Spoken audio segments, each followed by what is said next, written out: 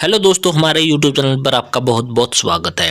अगर आपकी family ID में आपकी जन्म तिथि गलत हो चुकी है या गलत तरीके से वेरीफाई हो चुकी है, तो आपने अपनी फैमिली आईडी में अपनी जन्म पत्री को किस प्रकार से घर बैठे आपने ठीक करना है, उससे संबंधित आपको इस वीडियो में संपूर्ण जानकारी है जो मिलने वाली है। इसके लिए आपको किसी भी CSC आईडी पर किसी CSC पर जाने की कोई ज़रूरत नहीं है। आपने जो नया पोर्टल लॉन्च हुआ है उसके माध्यम से आपको पूरी प्रक्रिया है जो आपको फ़ोन से करके दिखाने वाले हैं कि आपने अपनी जन्म तिथि को है जो अपनी फैमिली आईडी में किस प्रकार से ठीक करना है या चेंज करना है। तो इसके लिए आपको क्या करना है, सबसे पहले आपको क्या करना है वो पूरी प्रक्रिया आप यहाँ पर देख लीजिए। सबसे पहले आपने क्या है, अपने फ़ोन में या फिर लैपटॉप पे आपने गूगल क्रोम को खोल लेना है और यहाँ पर आपने PPP टाइप कर देना है। PPP टाइप करने के बाद आपने क्या सर्च कर देना है। सर्च करते ही आपको यहाँ पर बेनिफिशियरी का पोर्टल आपको पहला ही लिंक आपको दिखाई देने वाला होगा, जो कि नया पोर्टल हमारा जो परिवार पहचान पत्र का रहने वाला है उसका ये एक लिंक रहने वाला होता है। इस पर आपने क्लिक कर देना है। क्लिक करने के बाद है जो आप है जो नए पोर्टल पर इस प्रकार से है जो पहुंच जाएंगे, जो कि मेरा परिवार मेरी सरकार आत्मनिर्भर परिवार समृद्ध परिवार का जो ये नया पोर्टल हरियाणा सरकार का है। और लॉगिन करने के लिए आपने क्या करना है, यहाँ पर पहले ऑप्शन को क्लिक कर देना है, मैं अपना परिवार पहचान पत्र जानता हूँ। इस पर आपने चेकआउट कर देना है, क्लिक मार देना है। तो उसके बाद आपके सामने दो ऑप्शन खुलकर यहाँ पर आ जाएंगे। तो पहला जो ऑप्शन आपका यहाँ पर आपने अपनी फैमिली आईडी का नंबर आपने क्या है एंटर कर देना है, और दूसरे ऑप्शन में आपने क्या करना है, जो ये कैप्चा आपको यहाँ पर नीले अक्षरों में दिखाई देने वाला है ये वाला सेम टू सेम आपने यहाँ पर टाइप कर देना है। और उसके बाद यहाँ पर आपने क्या करना है, ये दोनों चीज़ें डालने के बाद यहाँ पर फैमिली आईडी और यहाँ पर आपने कैप्चा डालने के बाद सदस्यता प्राप्त करें पर क्लिक कर देना है। इस प्रकार की थोड़ी सी प्रोसेसिंग इस प्रकार से होते हुए आपको नजर आएगी। और उसके बाद यहाँ पर इस प्रकार से आपके सामने ऑप्शन खुलकर आ जाएगा कि सदस्य का चयन करें। आपने यहाँ पर अपनी फैमिली आईडी के सदस्य दिखाई देने लग जाएंगे जब आप यहाँ पर चयन पर क्लिक करोगे। उससे पहले हम यहाँ पर क्या कर देते हैं, आपको यहाँ पर कैप्चा डालकर दिखा देते हैं। ये सेम टू सेम कैप्चा आपने यहाँ पर डालना होता है। अगर आप कैप्चा गलत डाल दोगे तो लॉगिन नहीं हो पाओगे। इस प्रकार से क्लिक करके आपने किसी भी मेंबर को यहाँ से इस प्रकार सेलेक्ट कर लेना है और उसके बाद यहाँ पर कैप्चा डाल दिया है। उसके बाद यहाँ पर क्या है, OTP प्राप्त करें पर आपने क्लिक कर देना है। थोड़ी सी प्रोसेसिंग फिर से इस प्रकार से होती नजर आएगी और उसके बाद आपके सामने कुछ इस प्रकार का इंटरफेस आएगा जैसा कि आप स्क्रीन पर देख पा रहे हो। OTP है जो आपके रजिस्टर्ड मोबाइल नंबर पर भेज दिया गया है, ओके पर क्लिक कर देना है। जो भी आपका रजिस्टर्ड मोबाइल नंबर अभी यहाँ पर दिखाया गया था उस पर से आपने क्या OTP देख लेना, यहाँ पर फिल कर देना है, कैप्चा डाल देना है और उसके बाद OTP यहाँ पर सत्यापित करें या वेरीफाई पर करें पर आपने क्लिक कर देना है। जैसे ये OTP हमारा सत्यापित हो जाएगा हमारे सामने इस प्रकार का इंटरफेस खुलकर आ जाएगा। हमारे सामने यहाँ पर परिवार पहचान संख्या, यहाँ पर मुखिया का नाम आपको दिखाई देने वाला होगा, बहुत सारी चीज़ें आपको यहाँ पर और भी है जो दिखाई देने वाली होंगी। और यहाँ पर आपको इसके साथ साथ है जो परिवार की डिटेल आपको दिखाई देगी। यहाँ पर परिवार के मुखिया का विवरण दिखाई देगा और परिवार पते का यानी कि एड्रेस वगैरह आपको यहाँ पर दिखाई देगा। थोड़ा सा नीचे स्क्रॉल करके आओगे तो यहाँ पर सदस्यों का विवरण दिखाई देगा, परिवार पहचान पत्र संख्या, नाम, उनके जेंडर, लिंग, मुखिया के साथ संबंध, उनकी जन्म तिथि और सभी के साथ मोबाइल नंबर, सदस्य आय, सारी चीज़ें आपको यहाँ पर दिखाई देगी। और ज्यादा विवरण देखने के लिए व्यू पर क्लिक करना है। यहाँ पर दूसरे नंबर पर आपको रविंदर नाम का लड़का दिखाई देने वाला है और उसकी जन्म तिथि आपको यहाँ पर दिखाई देने वाली है जो कि हमारी यहाँ पर गलत हो रखी है। इसी को हम यहाँ पर क्या है ठीक करने वाले हैं। तो हम यहाँ पर क्या कर देते हैं, ऊपर चले जाते हैं और सुधार वाले कॉलम पर क्लिक कर देते हैं और उसी मेंबर का यहाँ पर सिलेक्शन कर लेते हैं। और उसके बाद यहाँ पर है शिकायत या फील्ड वाला ऑप्शन आपके सामने यहाँ पर दिखाई देने वाले होंगे और यहाँ पर एक ऑप्शन आपको दिखाई देने वाला जन्म तिथि वाला। इस जन्म तिथि वाले ऑप्शन को हमने यहाँ पर सिलेक्ट कर लिया। उसके बाद सबमिट पर हम क्लिक करेंगे, यहाँ पर मोबाइल नंबर दिखाई देगा। उसके बाद सेंड OTP पर क्लिक करेंगे, OTP जा चुका, ओके पर क्लिक कर देंगे। और उसके बाद जो भी मोबाइल नंबर यहाँ पर दिखाई दिया था उस पर जो OTP प्राप्त होने वाला है वो OTP डालना। उसके बाद वेरीफाई पर आपने यहाँ पर क्या है क्लिक कर देना है। यहाँ पर जैसे ही वेरीफाई पर आप क्लिक करोगे OTP वेरीफाई हो चुका है यहाँ पर और उसके बाद आपने ओके पर क्लिक कर देना है। इस प्रकार का इंटरफेस खुलकर हमारे सामने आ चुका होगा।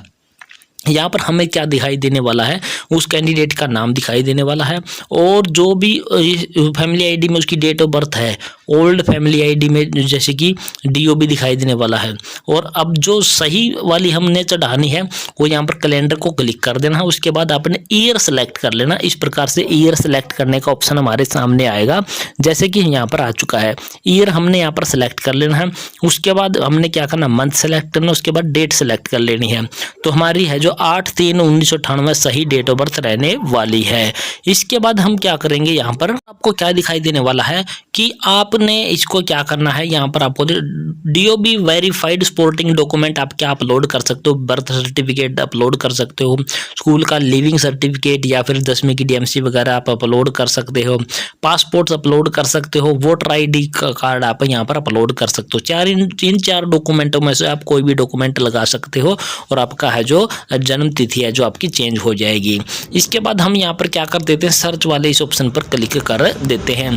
क्लिक करने के बाद थोड़ी सी प्रोसेसिंग हमारे सामने इस प्रकार से होगी और यहाँ पर इस प्रकार का ऑप्शन खुलकर आ जाएगा। सेलेक्ट सपोर्टिंग डॉक्यूमेंट टाइप में से हमने यहाँ पर क्लिक कर लेना। Birth certificate, school leaving certificate, SSSCL certificate, voter ID, जो भी हम चूज करना चाहे चूज कर सकते हैं। तो हमने यहाँ पर स्कूल लिविंग या 10वीं की डीएमसी के हम लगाने वाले हैं। तो इसके बाद ये ऑप्शन है, इस स्कूल हरियाणा में है तो हमने इसको क्या कर दिया है, यस कर दिया है। इसके बाद हमने यहाँ पर क्या है, date of birth in certificate, जो सर्टिफिकेट या 10वीं की डीएमसी हम अपलोड करने वाले हैं उसमें जो हमारी जन्म तिथि है वो हमने यहाँ पर इस प्रकार से सेलेक्ट कर लेनी है। यानी कि वही हम क्या कर लेते हैं, 8 मार्च 1998 है जो सेलेक्ट कर लेते हैं।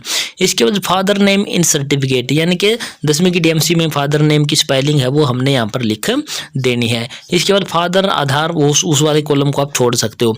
इसके बाद क्लास हमने सेलेक्ट करनी है, कौन सी क्लास का सर्टिफिकेट लगाने वाले हैं, तो हमने यहाँ पर 10वीं को सिलेक्ट कर लेनी है। सर्टिफिकेट इशू डेट, यानी कि 10वीं की डीएमसी के बिल्कुल नीचे इशू डेट हमारी लिखी हुई होती है, वो डेट हमने है जो इस प्रकार से कैलेंडर से सिलेक्ट कर लेनी है। और उसके बाद अगला कॉलम आपको दिखाई देने वाला है, नेम ऑफ द बोर्ड, यानी कि हमने जो ये 10वीं की कक्षा पास किया है ये कौन से बोर्ड से हमने पास की है, तो हम यहाँ पर क्या लिख देंगे, board of school education Haryana. अगर आपने सीबीएसई से पास किया तो सीबीएसई भी लिख सकते हो। नेम ऑफ द स्कूल, जिस भी स्कूल से आपने 10वीं पास किया है वो यहाँ पर लिख देनी है। हम यहाँ पर हरियाणा ओपन स्कूल लिख देते क्योंकि ओपन से हमने ये 10वीं की कक्षा का है जो पास कर रखी है। टाइप ऑफ स्कूल में आपने जो भी आपका गवर्नमेंट है, गवर्नमेंट एडेड या प्राइवेट स्कूल है, जो भी आप जिस भी स्कूल से आपने पास किया वो उसको यहाँ पर सिलेक्ट कर लेना। हमने यहाँ पर गवर्नमेंट को सिलेक्ट कर लिया। स्टेट हमारा सिलेक्ट ऑटोमेटिकली रहेगा। उसके बाद हमने यहाँ पर क्या है, अपना है जो डिस्ट्रिक्ट सेलेक्ट करना है, जिस भी डिस्ट्रिक्ट से हमने वो 10वीं कक्षा पास की है। उसके बाद हमने यहाँ पर क्या है, ब्लॉक अपना है जो सिलेक्ट कर लेना है इस प्रकार से। और उसके बाद विलेज है जो इस प्रकार से हमारी लिस्ट खुलकर आ जाएगा और यहाँ से हमने विलेज को है जो सिलेक्ट कर लेना है। यहाँ पर हमने विलेज सिलेक्ट कर लिया है। इसके बाद हमारे सामने यहाँ पर ऑप्शन एक अवेलेबल है जो कि अपलोड सपोर्टिंग डॉक्यूमेंट का रहने वाला है। यहाँ पर हमने क्या करना, 10वीं की डीएमसी हमने अपलोड करनी, जिसका साइज हमने 200 KB से नीचे है जो रख लेना है। यहाँ पर हम क्या है, डॉक्यूमेंट अपलोड कर चुके हैं, 10वीं की डीएमसी अपलोड कर चुके। व्यू पर क्लिक करोगे तो 10वीं की डीएमसी हम देख भी सकते हैं। अगर गलत अपलोड हो गया तो रिमूव कर देना है, वरना यहाँ पर सबमिट का ऑप्शन आपको दिखाई देने वाला है। इस सबमिट वाले ऑप्शन पर आपने क्या है, सिंपली क्लिक कर देना है। जैसे ही आप क्लिक करोगे कुछ समय की इस प्रकार प्रोसेसिंग होगी और आपके सामने इस प्रकार सा इंटरफेस आएगा। Changes will be checked by the concerned authority and appropriate action taken, यानी कि आपका जो चेंज है जो आपके कंसर्न्ड अथॉरिटी के द्वारा चेक करने के बाद है जो कर दिया जाएगा। सो यहाँ पर आप देख सकते हो कि आपकी जो रिक्वेस्ट डली हुई है किस प्रकार से दिखाई देने वाली है। यहाँ पर आपने जैसे आपको दिखाई देने वाला है ग्रीवेंस डीओबी की हमने लगाई है, ये हमारी पुरानी थी और ये हमारी है जो नई वाली जन्म तिथि थी। और हमारा स्टेटस है जो यहाँ पर पेंडिंग एट DCRIM दिखा रहा है। जैसे हमारा ये स्टेट जो ओके हो जाएगी जन्म तिथि तो हमारा यहाँ पर डन दिखाने है जो लग जाएगा। तो इस प्रकार से अपने घर बैठे है जो इसकी रिक्वेस्ट लगा देनी है। जैसे हमने ये एक दिन लगाई थी तो उसके नेक्स्ट दिन ही हमारी जन्म तिथि है जो यहाँ पर क्या हो गई थी, ठीक होके है जो आ गई थी, उसका भी हम यहाँ पर आपको क्या दिखाने वाले हैं, प्रूफ दिखाने वाले हैं। जैसे अगले दिन हमने क्या किया, इस कैंडिडेट का रेजिडेंस सर्टिफिकेट अप्लाई करने की कोशिश की, तो रेजिडेंस सर्टिफिकेट में पर्सनल डिटेल में हमें यहाँ पर दिखाई देने वाली है date of birth. Date of birth जो हम करना चाहते थे 8/3/1998, वो हमारी यहाँ पर होकर के आ चुकी है। यानी कि हमने जो रिक्वेस्ट लगाई थी उससे अगले दिन ही हमारी यहाँ रिक्वेस्ट है जो एक्सेप्ट हो चुकी थी। 10वीं की डीएमसी हमने अपलोड की थी। आपके पास उन डॉक्यूमेंट्स में जो भी डॉक्यूमेंट हो वही अपलोड करके आप अपनी जन्म तिथि है वो अपनी फैमिली आईडी में है जो ठीक कर सकते हैं। तो इस प्रकार से हमने बिल्कुल घर बैठे ही, कहीं ना तो किसी सीएससी पर गए, हमने घर बैठे ही इस प्रकार से अपनी जन्म तिथि है वो फैमिली आईडी में हमने घर बैठे ठीक कर ली थी। तो ये थी पूरी प्रक्रिया दोस्तों, जो कि आपने अपनी फैमिली आईडी में जन्म तिथि ठीक करने के लिए आपने करनी है। और यह प्रक्रिया आपको पसंद आई होगी। अगर पसंद आई तो हमारे चैनल को आपने क्या कर देना, सब्सक्राइब कर देना है। सब्सक्राइब करने के साथ साथ वीडियो को अपने दोस्तों मित्रों के साथ आपने शेयर जरूर कर देना है। तो जय हिंद, जय भारत दोस्तों।